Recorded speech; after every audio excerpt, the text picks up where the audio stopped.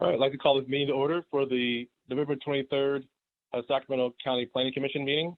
We can start with our opening statement. Okay. In compliance with directives of the County, State, and Centers for Disease Control and Prevention, this meeting is live streamed and closed to the public. Temporary procedures are subject to change pursuant to guidelines related to social distancing and minimizing person-to-person contact. To make a verbal comment at today's meeting, dial 916-875-2500 and follow the prompts to be placed in queue for a specific agenda item or off-agenda matter. When I open public comment for a specific agenda item or off-agenda matter, you will be transferred from the queue into the meeting to make a verbal comment. Written comments, of course, are always accepted. Send your email comment to boardclerk@saccounty.net, and your comment will be routed to the board and filed in the record. We ask that you speak from a handset or headset. Please mute devices when not speaking to minimize background noise. Announce your name when speaking on an agenda item so all participants and listeners are aware who has the floor. When the chair calls for a motion and a second, announce your name prior to making the motion or second. I turn the meeting back over to you, Chairperson. Thank you. Can we start with the roll call? Okay. Commissioner Hahn? Here. Commissioner Martinson? Here. Commissioner Shelby? Here. And Commissioner Titishi? And we have a quorum. We'll start with the Pledge of Allegiance. I pledge allegiance to the flag of the United States of America and to the republic for which it stands, one nation, under God, indivisible, with liberty and justice for all. Justice for all. We call up the first item on the agenda. Absolutely, sir. And I'd like to administer the oath briefly. Oh, yeah. To the applicants. So if you wish to, this is for the applicants, if you wish to address the commission, we're going to ask that you, I'm going to swear you in. So please raise your right hand and the appropriate response is I do. Let me unmute your mics. I apologize.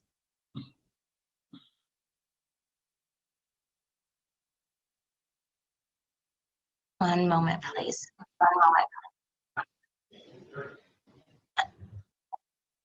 And we've got one more. There we go. Do you swear that the testimony you're about to give this commission is the truth, so help you God? If you do not swear, do you so affirm? I do. I do. I do. Okay, thank you. Item number 1 is for a use permit, special development permit, and design review. And the environmental documentation is environmental coordinator addendum to prior final environmental impact report. Well, it's just if you and Michelle decide to switch, that's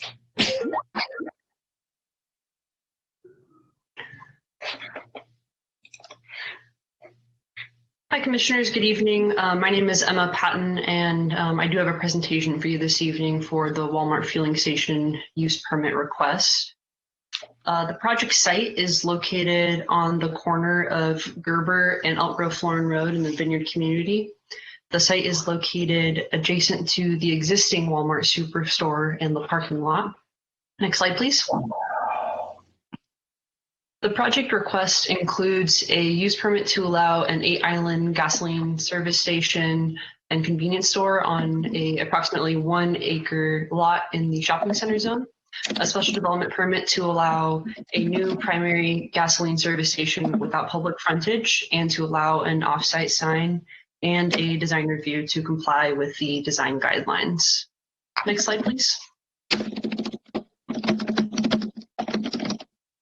The frontage landscape is already installed along Gerber Road and Elk Grove Florin Road. This perspective here gives you a good sense as to what the frontage landscape looks like and also the existing corner treatment and monument sign feature that exists at the corner of Elk Grove Florin Road and Gerber Road. It also gives you a sense of what the proposed convenience store and fueling station and accompanying landscaping will look like for this particular parcel. Next slide, please. A considerable amount of landscaping is proposed to meet the minimum required landscaping and parking lot shade tree requirements. Landscaping and trees will enhance the site and screen the back of the convenience store, which would otherwise be visible from the Walmart Superstore parking lot. Next slide, please. The convenience store is proposed as a gray modular building with brick veneer. While the design is not consistent with the current facade treatment of the Walmart Superstore, Walmart has indicated to our office that the Superstore will propose a future facade improvement to match their new corporate image as featured on the proposed fueling station here. Next slide, please. The building was designed to create interest on all four sides through changes of material and color and facade treatments, including the canopies and light fixtures and varying parapet heights. Next slide, please. The proposed canopy will feature a brick veneer base to match the brick veneer proposed on the building, and the fuel canopy will serve 8 pumps total. Next slide, please. The state of California requires that price signs be advertised and visible from the public right-of-way for all fueling stations. The applicant proposes a price sign as depicted here with a brick veneer to match the proposed convenience store and canopy. As I mentioned earlier, the project request includes a special development permit to allow a fueling station with no public frontage where 135 feet of public frontage is otherwise required and an off-site sign. We did receive a public comment requesting some additional clarification for this request. So we'll go into some greater detail here to explain the circumstances of this request now. While the project site is adjacent to both Elk Grove Florin Road and Gerber Road frontages, the site itself technically has no public frontage. This property is within the Florin Vineyard Gap Community Plan, which requires landscape frontage improvement consistent with what is currently installed along Elk Grove Florin Road and Gerber Road. When this subject parcel was created, it was done so without having public street frontage, and instead the parcel surrounding the subject parcel and developed with the Walmart Supercenter includes the public street frontage and associated landscaping for Elk Grove Florin Road and Gerber Road. So on this slide, what you can see here is the subject parcel widened out, demonstrating that despite the site being adjacent to the right-of-way, the parcel line does not extend all the way to the right-of-way, and instead there is a landscape planter located in between the edge of the parcel and the right-of-way. So while the lot split resulted in the subject parcel not having its own public frontage, it is likely that this split occurred in this manner to ensure that the landscape frontage improvements were installed at the time of the larger site development, and the spirit of the public frontage requirement is met. The landscape planter would be installed regardless. It would be required and to be installed regardless of whether the parcel line extended all the way to the right-of-way or not. The proposed sign will be within the landscaped area between the fueling station and the right-of-way, where such signs would typically be expected. However, again, given that the site does not have public frontage, this sign is technically off-site, again, requiring a special development permit. Next slide, please. The project was considered by the Vineyard CPAC at their July 9th meeting. During the CPAC process, members of the public asked questions related to the project potential traffic impacts and potential groundwater contamination. On the topic of traffic impacts, staff has coordinated with the Department of Transportation, who performed a trip generation analysis and determined that further traffic study was not necessary for this project. Furthermore, traffic mitigation measures of the Florin Vineyard Gap Community Plan, which governs this area, are included in the project conditions of approval as it relates to funding and phasing of traffic improvements in the area. In regards to potential contamination, the Environmental Management Department inspects and permits the underground storage tanks used for fuel. And so as conditioned, E&T will require compliance for both corrosion prevention and leak detection so as to not result in groundwater contamination. The Design Review Advisory Committee reviewed this project and recommended that the project be found in compliance with the countywide design guidelines.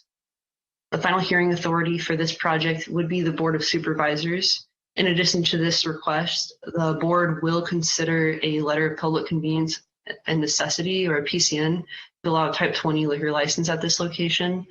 Tonight, the PCN is not being considered, but based on the recommendations of the CPAC and the DRAC and the project's compliance with the general plan, community plan, staff is recommending approval of the request, which is before you today.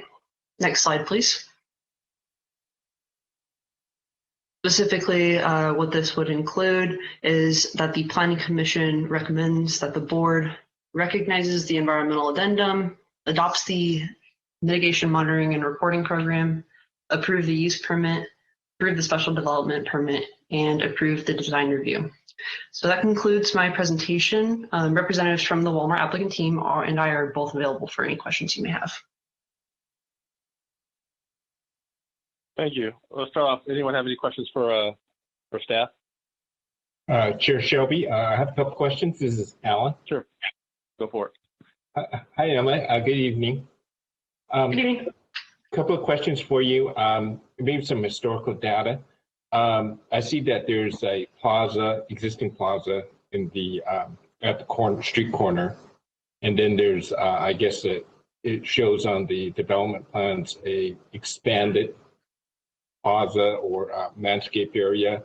But as you go along on the south side of the property, there's additional seating on the blank wall of the existing Walmart.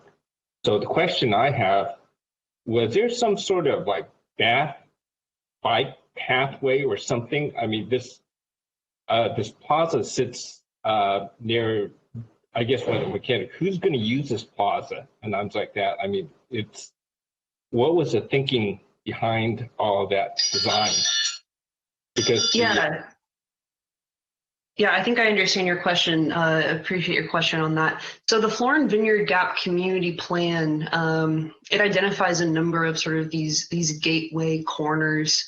And the intent really is that as this area is developed and as these significant gateway corners that feature these commercial sites are developed, these gateway features will sort of all be connected and create a stronger pedestrian network. We are seeing some additional development plans in the area, some additional residential development plans and commercial development plans. And so as this area gets developed, consistent with the Florin Vineyard Gap Community Plan, we would expect to see those gateway features further developed as well. Okay, so there is per se either bike path or pedestrian pathway that connects all these gateways, which makes sense to me. And then you mentioned that, because granted, we're looking at land use as part of our purview tonight for recommendation, but the draft recommended, and you said the exterior design of this building is, I wouldn't say it's really consistent with the existing building, but you mentioned the Walmart is going to remodel the big building or the existing building to have the architecture match the little building?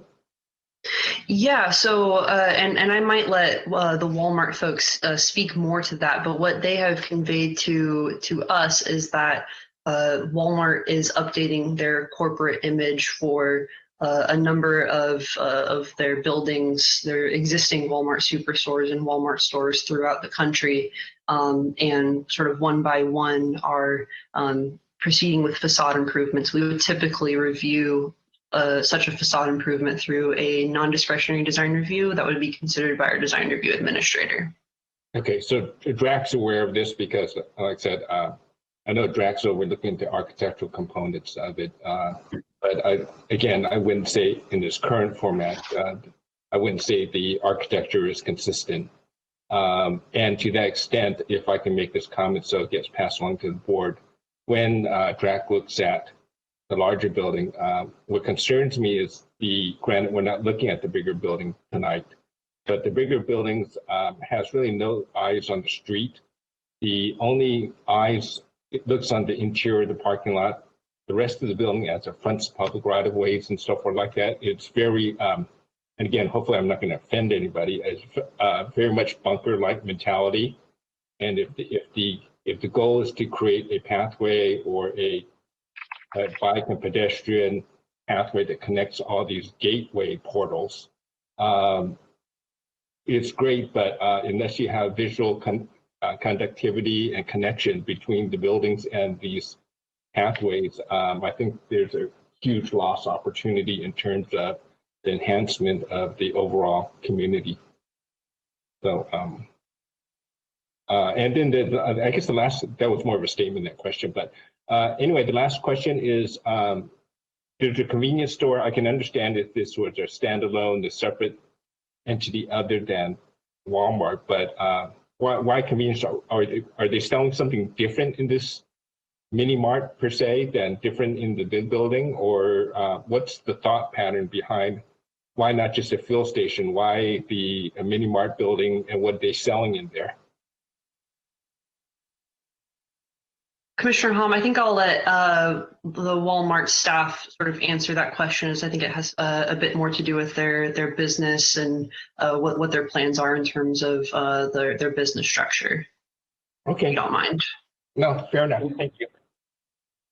Any other questions for staff? If No, not, I'm we can bring your applicants forward. Okay, we can bring your applicants forward now. Good evening, Chairman, members of the commission. My name is Brent McManigal. I'm land use counsel for Walmart. I'm located in Southern California. As to Commissioner Hall's question, I think we'll start out and let the architect, Chris Everts, handle that, and then I can go into with the question. Chris, do you want to go ahead and answer that one? Sure. So you're referring to what the business model, the offerings within the convenience store? Correct. So yes, so it's like any other typical convenience store that you go to. We could potentially just sell fuel, but we prefer to have the convenience with it, because most people, when they pull up to, they want to be able to run inside a convenience store and get grab and go items, such as a soft drink or a cup of coffee or package of M&Ms, things of that nature, which, although you can purchase things like that in the super center, other than the soft drinks, it's more just, it's a convenience, for the customer. It also eliminates, say, if someone came to and filled up with gas and they want to run in real quick and get something, they would have to drive from the fueling station up to the super center and go inside there, which doesn't work very well operationally. So this is just the same format that you see with any other fuel station, in any other town and any other community. Having fuel with a convenience store is the best operating model.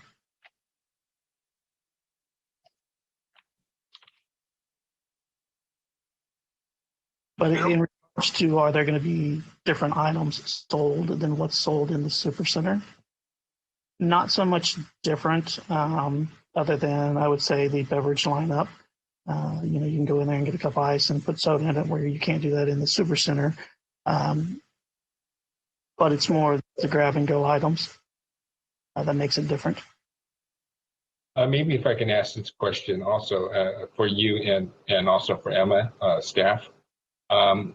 Since this is going to be effectively a standalone convenience store that it's operated by Walmart, is it still obligated, or is it any other convenience store where the food, fresh food initiatives and all that, is it applicable to this also?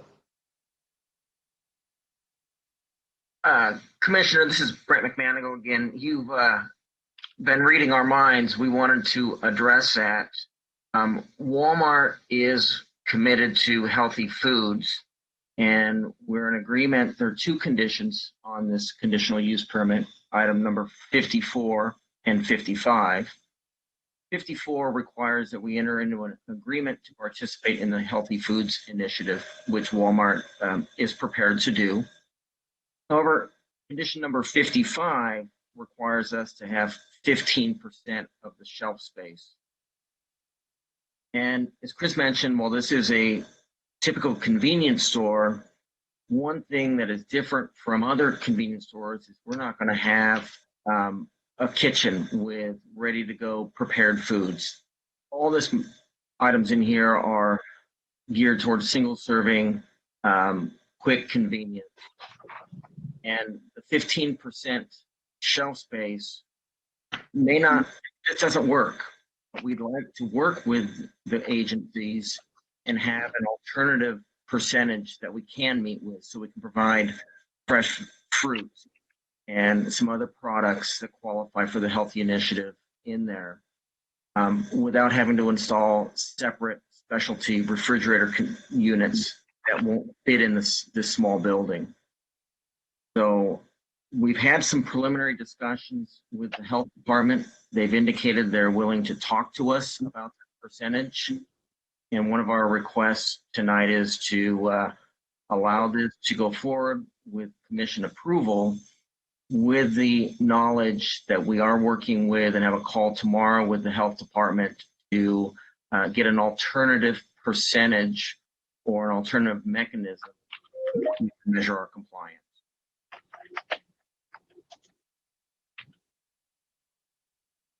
Okay, thank you. And maybe, is it Brent? Yeah. Maybe if I can ask you to maybe elaborate a little bit more on, I know it's not part of this project, but it sort of does relate to it. Again, as I mentioned, and I think you would agree, the architecture between the two buildings, I wouldn't say are really consistent. What's the thought of the big building in terms of, because I heard that you want to sort of, that Walmart's thinking about updating the big building. And is there, and again, I know this is not part of this project, but is there any thought of bringing eyes on the corner of this public right of way versus so far deep and the rest of the building walls being so solid along the pedestrian walkways and all these amenities that the Vineyard Gap Plan is proposing to connect all these gateways? Commissioner, thank you for the question, and we will pass on to Walmart the comment about the architecture. I know the Walmart buildings from my work with them in alcohol permitting, and I know that there's an initiative going across the country to update and modernize the exterior facades to match the current branding of the company. But my understanding, and I don't know this particular store in detail on the insides, but oftentimes along the, there are the subcontractors, maybe an optometrist, a hair salon, Subway or a McDonald's, either in the front or on the corners that don't allow us to open up the buildings. Generally, opening up the buildings to provide more daylight is structurally not feasible. Walmart does like to put in clear ADA path of travels to connect to the roadways. But as far as any specifics to this building, I don't have that, other than they are planning to update this to the modern facades. Okay, thank you. If I may, Commissioners, I'd like to continue. This is Brent McManigal still. And start out, I should have said this earlier, to thank staff, Emma, and everyone for all of their hard work over these months to get us to the point we are, have a successful CPAC meeting and review committee meeting. Staff's been very available and open to discuss anything with us, and it's been very refreshing for all of us on the Walmart side. In addition to the healthy food initiative condition number 55 that we'd like to work with public health on, there are two code conditions that we have initiated some discussions with the Sheriff's Department, and they're related to public safety. They are specifically condition number 14E 1, number 3, and I'll explain them to you. We understand that this section of the code was adopted recently to make sure that convenience stores remain safe to the customer and also to the employees, Walmart's associates. The first condition that we're working with the sheriff on, requirement to have raised cashier stations, give an advantage of height against would-be criminals. Given this is a very small store, much smaller than most convenience stores, in order for us to raise the height of the cash registers and cashier stations, we have to redesign the entire store, have ramps for ADA compliance. Early in the process, we'd work with the sheriff and they requested additional cameras and in-store monitoring for would-be criminals. And we'd like to continue to work with the sheriff. We started last week and we'll continue this week to get an alternative to the raised cash registers that would allow the same level of public safety. And under the municipal or the code, the zoning code, the sheriff can waive, I'm going to say also change these conditions such that they can have the same effect. So we are going to proceed with that, and we'd like your acknowledgement of that we will work diligently before we get to Board of Supervisors to come up with something from the sheriff that they agree to. The second item is number 3, which requires buzzers on the doors of the cold box so that the clerks when someone has removed merchandise from the refrigerator areas. And again, Walmart is not opposed to alerts. However, we will have 9 doors in our reach-ins. We do have a beer cave, 1 or 2 with alcohol, easy reach alcohol that would be buzzers. And they also, those items have a direct line of sight from the cashier.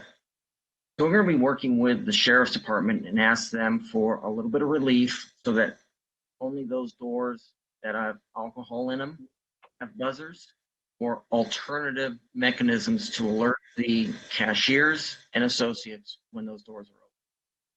Our concern is with 9 doors having buzzers, that will draw their attention away from monitoring.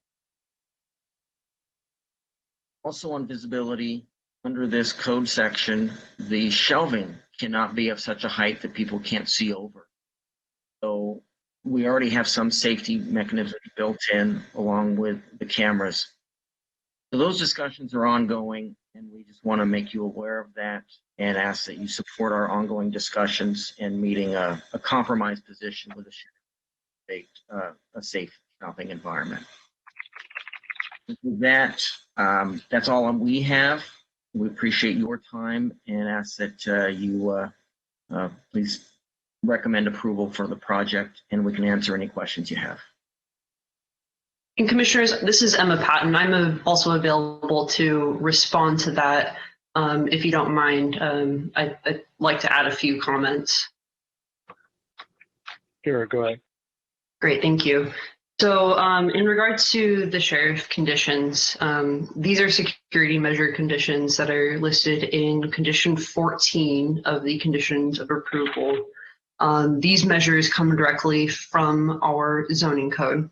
There is an understanding that convenience stores require some specific security measures, and so all convenience stores are required to comply with these standards, which are incorporated as conditions of approval. Security is especially a concern when alcohol will be sold on the property. As I mentioned, this project will be requesting a PCN. This particular section of the zoning code where these conditions come from does allow the sheriff to waive the requirements or waive these security measures. They may waive all of them or a portion of them, really depending on the circumstances of the project. So as the applicant had suggested, they are in conversation with the sheriff's department to secure this waiver. And at the Planning Commission's recommendation, we can continue this coordination with the sheriff's department and include the sheriff's department to in the process to either allow or deny the waiver and include that into the recommendation to the Board of Supervisors. And then also in regards to the public health condition, condition number 55 of the conditions of approval that the applicant had mentioned. These public health conditions are related to food security in the county's environmental justice communities. The project is located in the Vineyard Environmental Justice Community. The purpose of this condition is to enhance healthy food access in the environmental justice community. As the applicant had explained, there is a meeting set for tomorrow with the Public Health Department to discuss this condition and in further detail. And so again, at the Planning Commission's recommendation, we can continue the coordination with the Public Health Department and incorporate their recommendations regarding the condition onto the board. If the Planning Commission has any sort of recommendations or feedback that you wish to include in those conversations with either the Sheriff's Department or Public Health, certainly I can relay those to both the Sheriff and to the Public Health Department, and we can include that in any motion that you consider this evening. I have a question for you, Emma. This is Kara Martinson. Given that the 15% of shelf space, that condition is part of the initiative and especially kind of geared towards some of our environmental justice communities, are there circumstances where that's waived, such as you mentioned the conditions related to security in the Sheriff's Office, where they have the ability to sort of tailor those to the specifics? Does that happen often? Do they have that ability? I know they're in conversation, so obviously they're talking about it, but to me, that seems like a pretty straightforward requirement to achieve, a specific goal. I'm curious if that is something that's negotiated typically. So Commissioner Martinson, this is Chris Bahuli, Principal Planner. It is not typically negotiated. All of the projects that we've worked on currently have adhered to that requirement. It is a use standard in our code, and so the request to deviate can be addressed through the application of the condition. So if an alternative is negotiated with public health, that could conceivably be applied, but again, as you I think correctly pointed out, it is not something that we've seen on other projects that we have brought forward to this Planning Commission or onto the board. Okay. Yeah, I mean, I see that as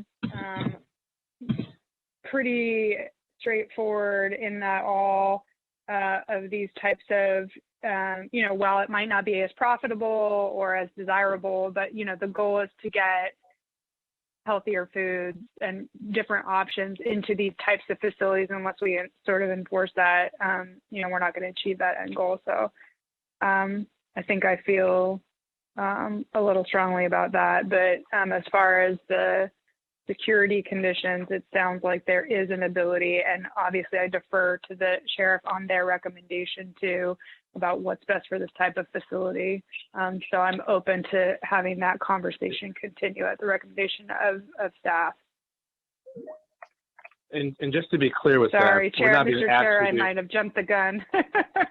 No, I was going to say, just to be clear with staff, we're not being asked to make any changes to any conditions tonight, right, that we have in our staff report? Yes, that's correct. They're providing us awareness of conversations that are continuing beyond tonight.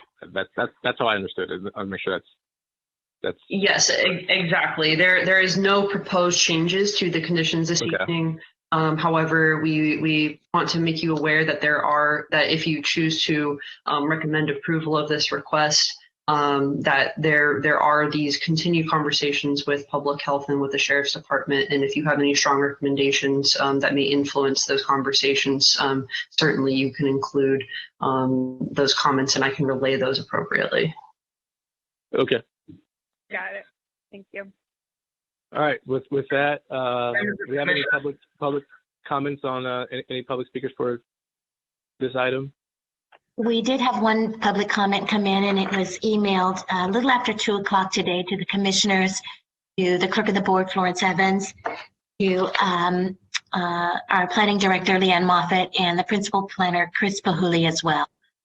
And it will be made a part of the record. Yeah. And that's it for public comments. Honorable Chairman, can I address the commission again? It's Brent McManigal. Sure. And I appreciate the comments from the commission on the healthy food initiatives. Walmart is committed, and we appreciate if we can continue our discussions with the health department. In our research, we found that other comments and other projects had the 15%. We weren't able to locate that in the code. We'll work with public health. That is a code requirement specifically for 15%. We understand that. We did find the requirement to have and participate in the healthy food initiative, and we're happy to do that. We also understand that there is that have a grocery drought and food drought area. We do have right next door, so we want to comply. We want to provide the right products, but the 15% doesn't fit in this model because it's a smaller convenience store and we don't have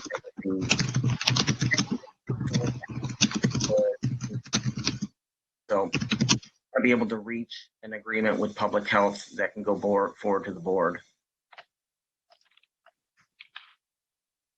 Thank you. Okay, so at this point, we'll close the public comment. I would open any comments from the other commissioners. Like I said,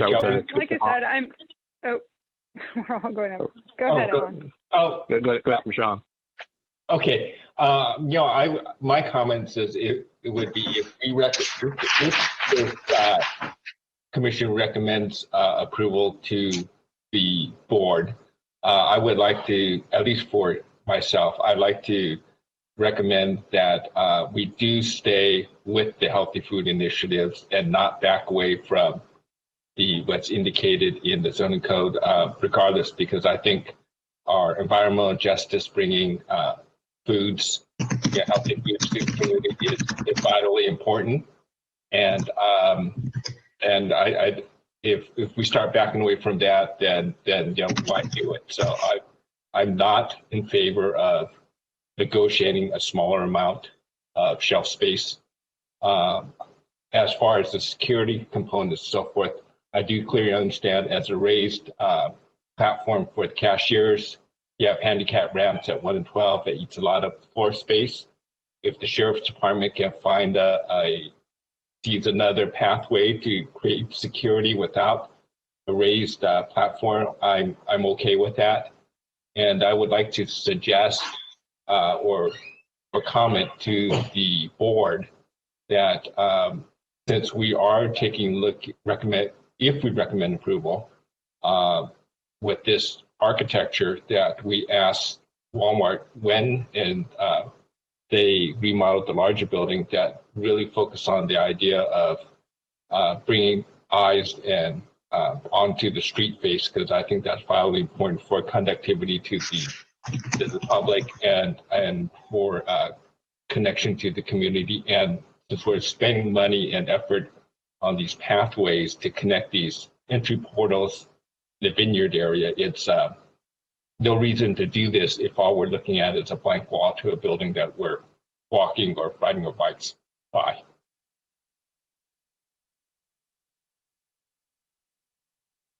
Commissioner Martinson?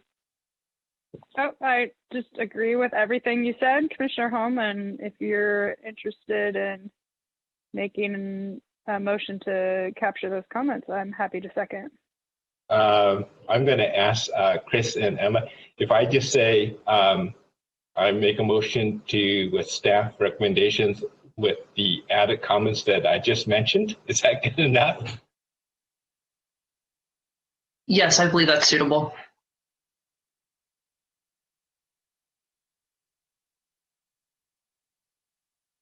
then there's my motion, I guess. Mr. Chair, I didn't mean to cut off any comments you might have had before making the second. No, I was going to say, I agree with your first few comments, Alan. I'm probably more mixed on the latter in terms of what we're asking them to do. So the first two I'm in full agreement on in terms of the Healthy Food Initiative.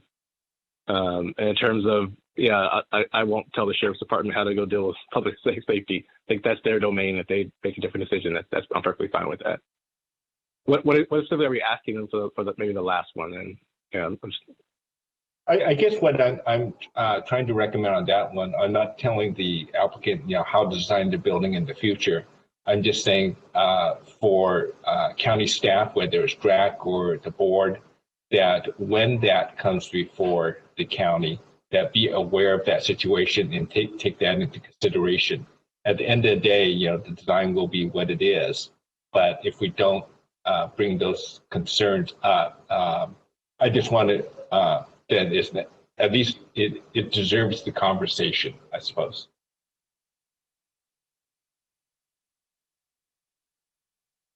Just urging staff to consider connectivity when design review comes before them. That's how I understand it? Is that? Yeah, and okay. Like I said, I'm not dictating any design, obviously, because it's not part of this approval. Nor am I going to necessarily dictate design for another architect. But I think those, again, it deserves a conversation, at least to vet the issue. Yeah, I guess because staff just note that, and then because we're making a recommendation for the board for this particular item. I agree with you. Yeah. If there's something else you want to go do, maybe they can note that, and like when it does come up that they are taking that into account. I don't know if they need a motion from us on this for what we want to send to the board. Yeah. That makes sense. Commissioner Shelby, this is Chris Bahuli. I think that staff notes the direction from the Planning Commission. If we do get an application in for a design review to make modifications to the larger property, I think we will definitely take that into consideration in processing a site and building design review for that project. Okay. Does that satisfy you, Commissioner Hong, in terms of? Oh yeah, that works for me. Okay. I second.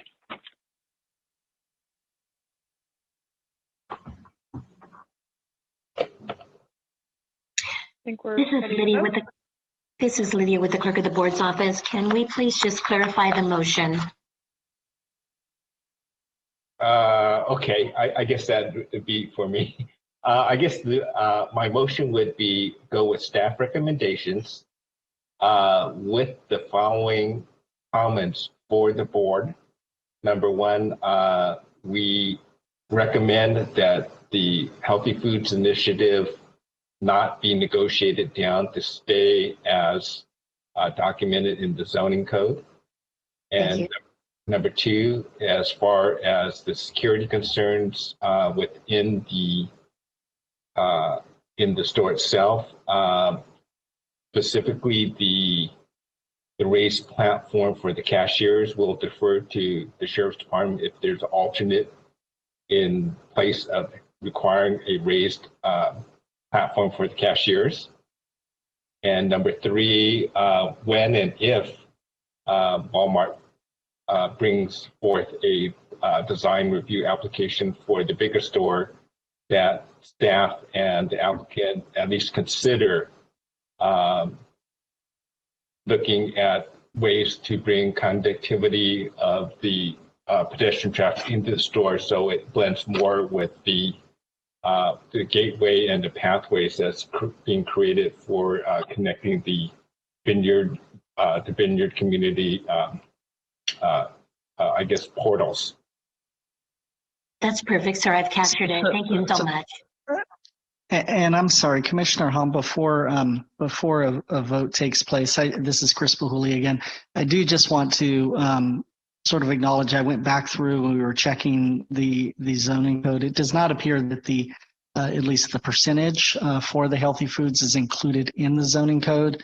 We're going to go back and figure out exactly where that number has been, or that percentage has been derived from, what policy document it's in. It has been a standard condition, at least over the last few years, but it appears that it's not in the zoning code. So I wanted to acknowledge that. But again, it has been a standard practice for that 15%. And when we go on to the board, we will sort of acknowledge the, I guess, the direction of the Planning Commission to maintain that consistency. But just wanted to make sure that before you took action on the motion that I provided that information. Maybe I can clarify that particular component, that the recommendation is stay at the 15%, and then so can I just do that? That way, it just gives a definitive number. Yeah, you can do that, Alan. Okay. Do that. And then do we have a second? Before you go, I think we already had a second. Yep, my second. Okay, Kara. perfect. All right. We have a motion and a second. Okay. Can we take a vote? Absolutely. Commissioner Hahn, Yes. Commissioner Martinson, Yes. Chairperson Shelby, Yes. and Commissioner Titici. And the motion passes as amended. Can we, thank you. Can we call up the second item on the agenda? Absolutely. Item number 2 is for a conditional use permit, special development permit and design review located at 4944 San Juan Avenue in the Fair Oaks community, and the environmental dock is exempt.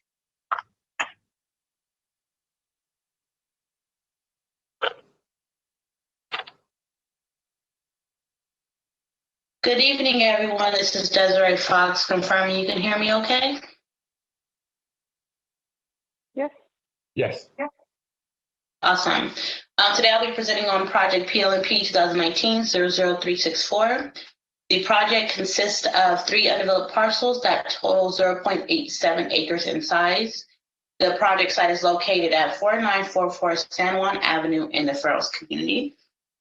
The project request includes a conditional use permit to allow a multifamily development in the BP zone, a special development permit, and a design review to determine compliance with the countywide design guidelines. Next slide, please.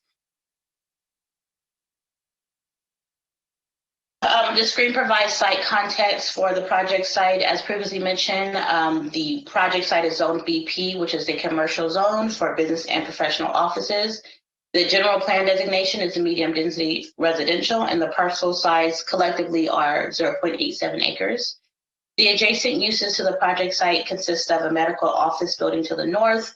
The east and the south have a bordering multifamily development, separate multifamily developments, both zone RD30. And to the west, across from San Juan Avenue, are single family developments with RD3 zoning.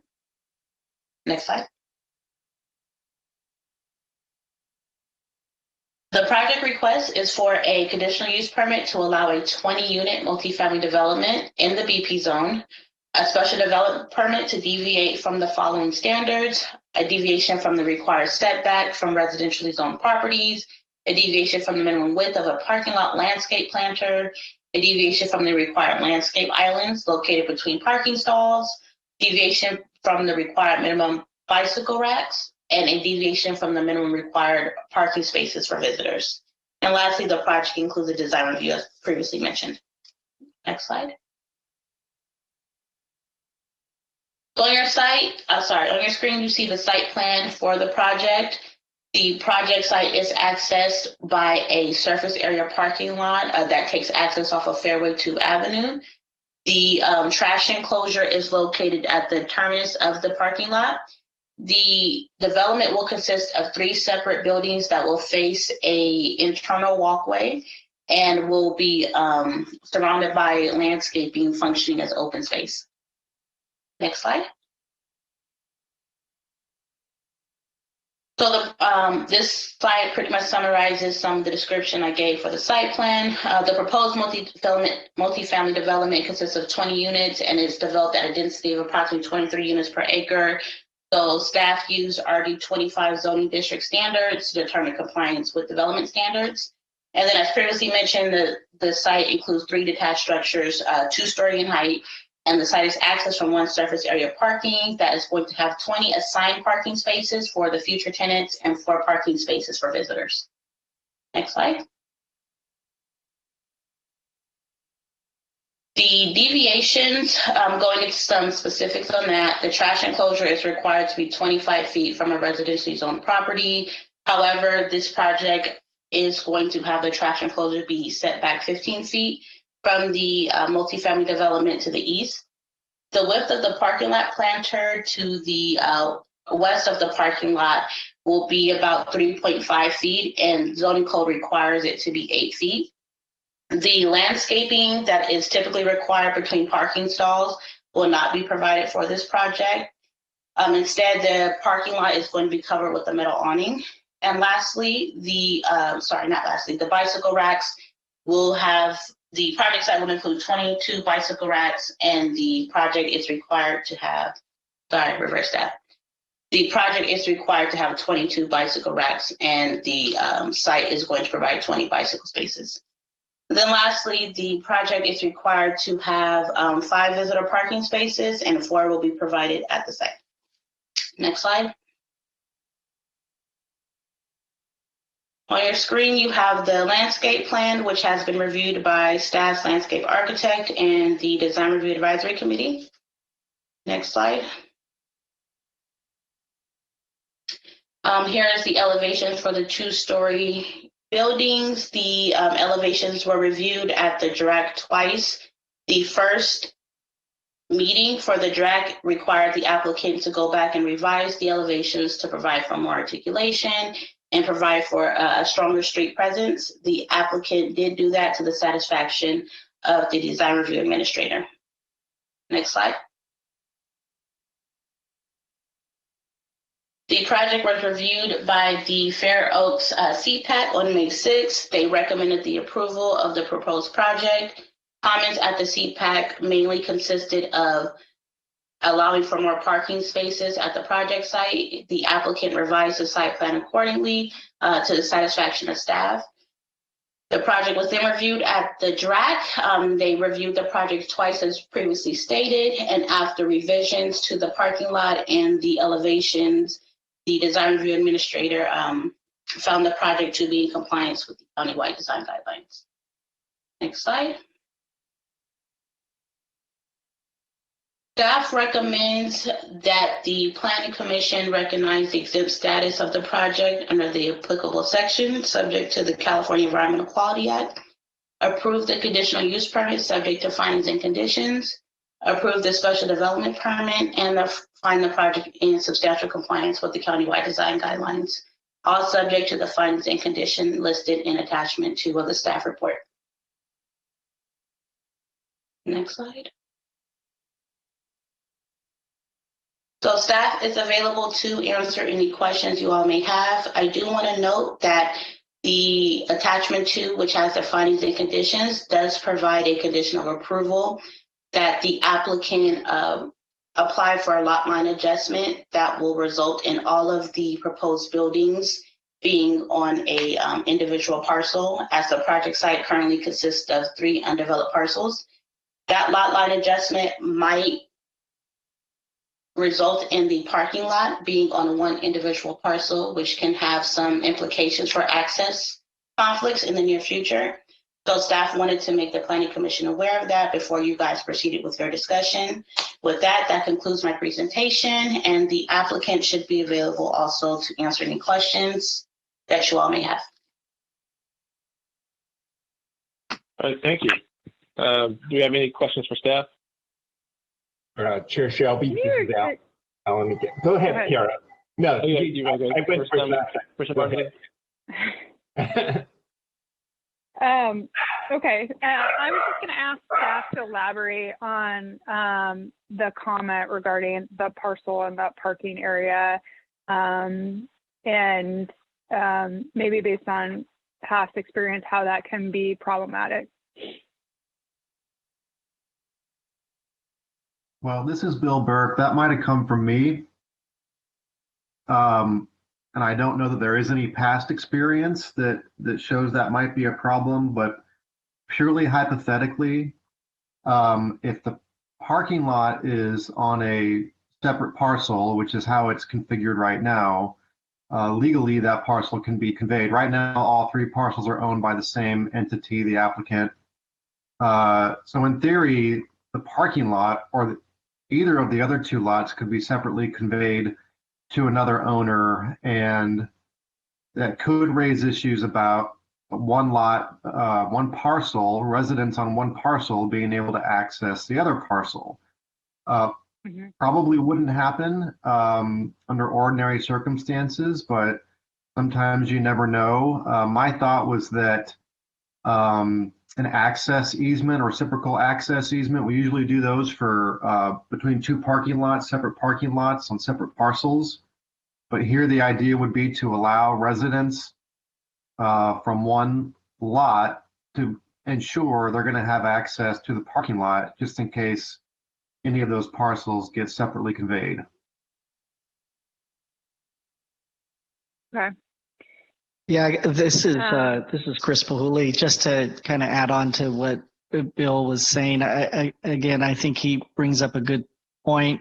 I know that staff has worked on a number of similar type apartment complex projects. We recently had an affordable development that we worked on down off of Stockton Boulevard that was heard by the Subdivision Review Committee. They needed separate parcels or different buildings as well as parking to be on separate parcels for financing purposes. In that instance, it was not a requirement that there were access easements that were provided. However, it's likely that the owners would have done that just to ensure that there were no issues in the future. So it hasn't been something that we've conditioned as a matter of practice. However, it is something that could obviously be done.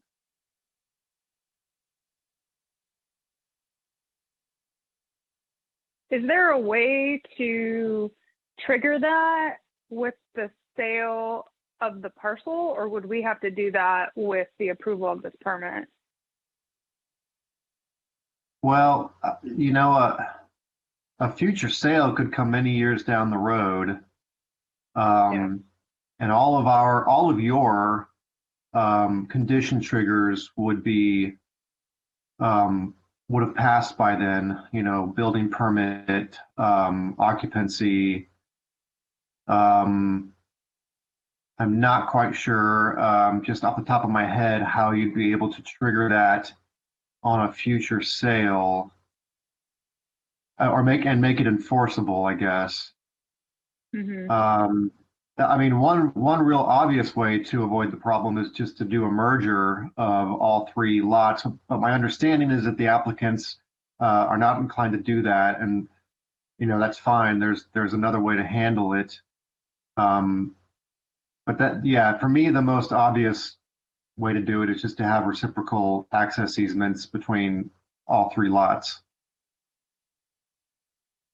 Okay, I'd be interested to hear what applicant has to say about that. That's helpful, thank you.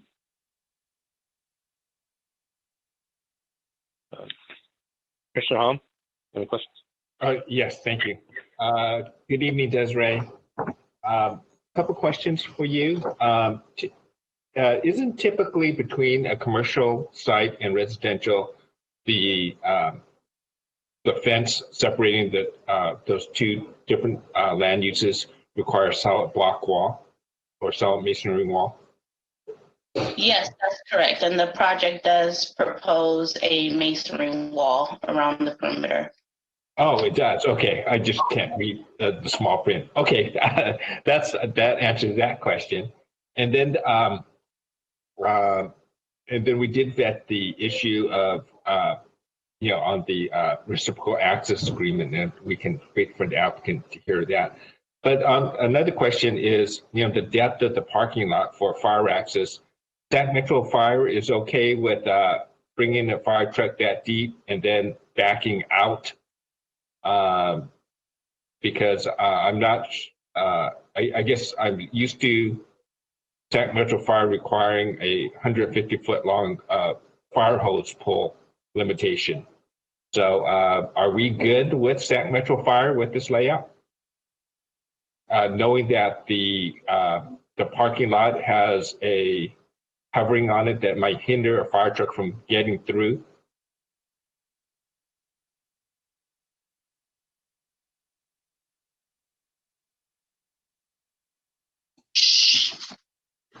Yes, the fire department has reviewed the development, the most recent design with the metal awning, and the project has been designed to comply with all the fire standards. I don't know if the applicant, Russell, wants to add any additional narrative or conversations that he may have had with Sac Metro Fire District, but fire has confirmed that it does meet their requirements.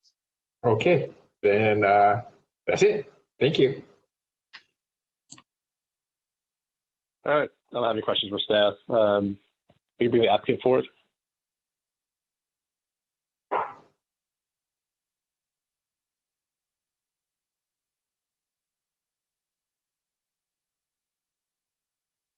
Is the applicant on? Yes, the Yes, applicant. this is Russ Rusinski. Hi. I think Commissioner Martinson had a question for you.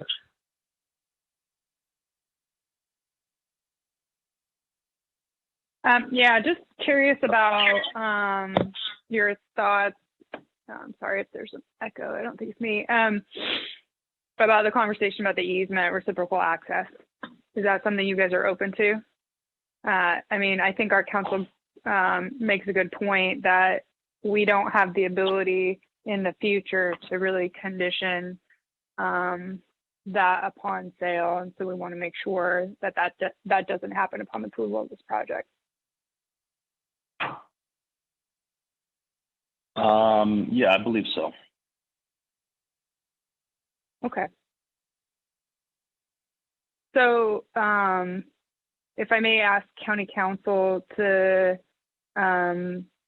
describe that process quickly, so that we, if we decide to condition that as part of the approval, there's a clear understanding of what's being asked.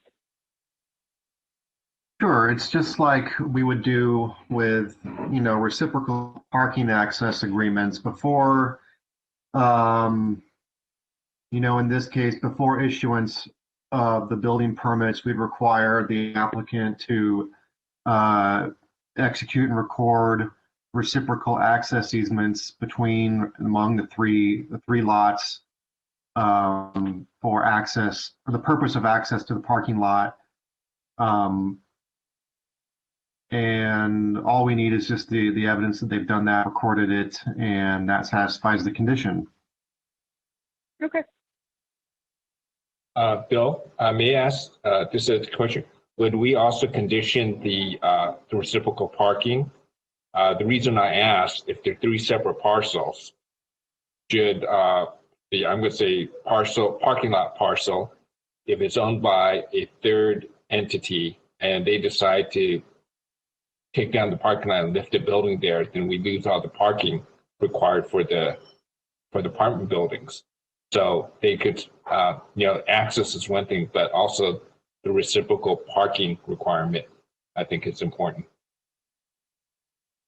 Well, I think we're talking about the same thing. I don't know if the current lot where most of the parking lot is aligns perfectly with the end of the lot, but I mean, the idea is that these people, future residents are always going to have the right to park there and access their cars. And if the parking lot overlaps the lot line, then that, I think that'll be contained within the intent of the condition and the easement. Right. My concern is just to make sure that the available parking never evaporates. Oh, that's basically covered in that should be in the use permit, because the use permit is going to require development consistent with the exhibits, and the exhibits show a parking lot there. So if anyone tried to build something in the future instead of a parking lot, that would be a use permit violation. Okay. Yeah. Right. They would need to, this is Chris Booley, they would need to amend their use permit if they wanted to do something different with that property. Okay. Yeah, the only reason I asked is if you know, the unlikely event, but should it end up to, you know, 3 separate owners that is tied up somehow, that the parking lot doesn't evaporate. That was my only concern.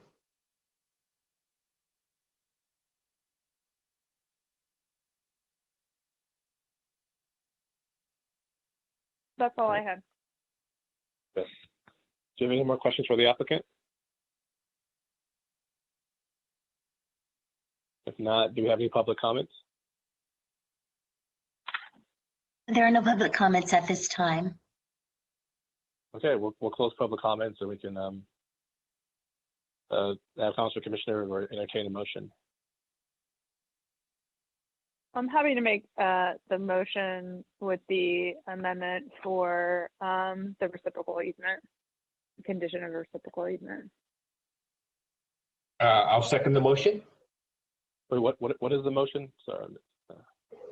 Staff recommendation with the amendment to record the reciprocal easement amongst parcels. Okay. And I'm sorry, this is Chris Booley, just because we want to make sure that we have it correct, or are we saying that the condition would need to be satisfied prior to building permits or prior to certificate of occupancy?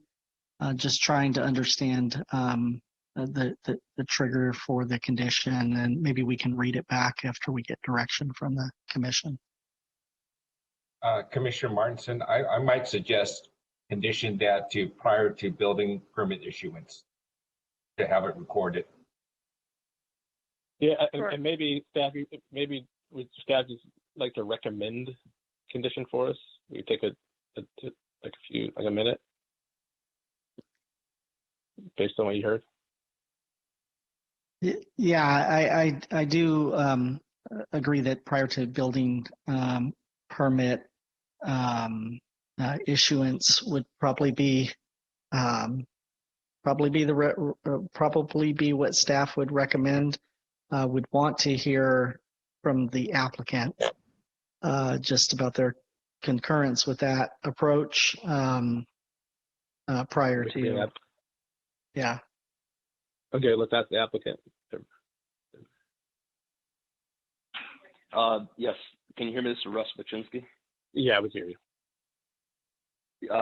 Yeah, we can record a reservation of right for an easement to be granted upon sale of the property, and that would be just a document that would be recorded with that lot. That in the event that it ever happens, it could just be dedicated at that time. We can do it prior to the building permit issuance. That's fine. Okay. And I'm okay with that. This is Bill Burke. I'm fine with that.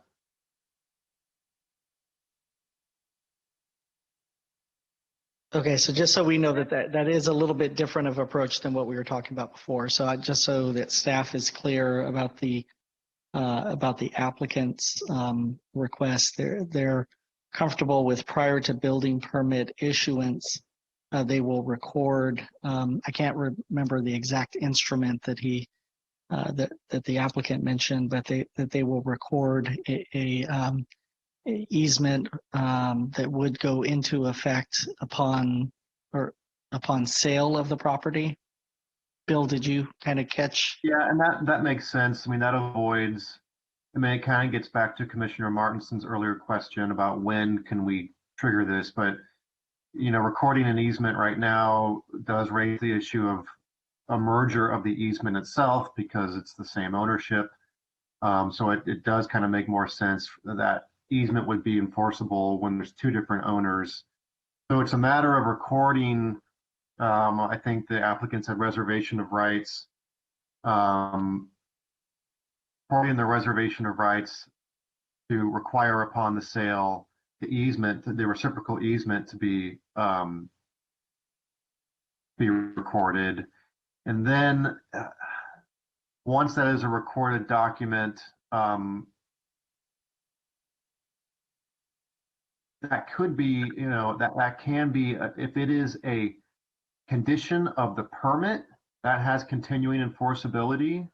So if that's the condition of the use permit, and we get that written into the use permit, then that will allow us to enforce it in the future.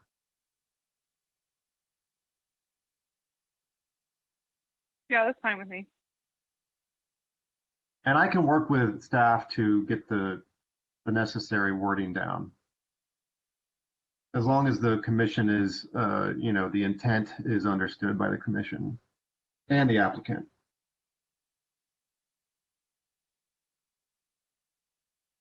Yeah, I'm good.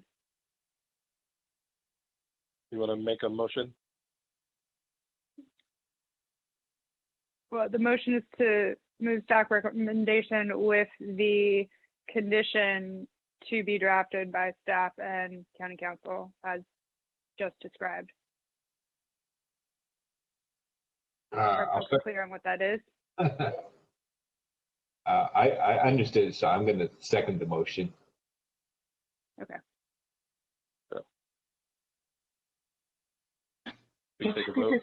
This is Lydia with the clerk of the board's office, and just to clarify the motion, it was to record a reservation of right prior to the building permit issuance. Let's just say this. How about this?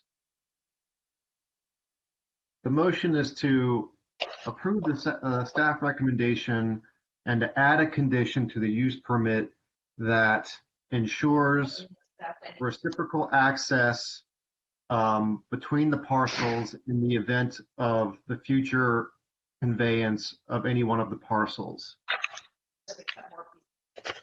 Okay. Thank you.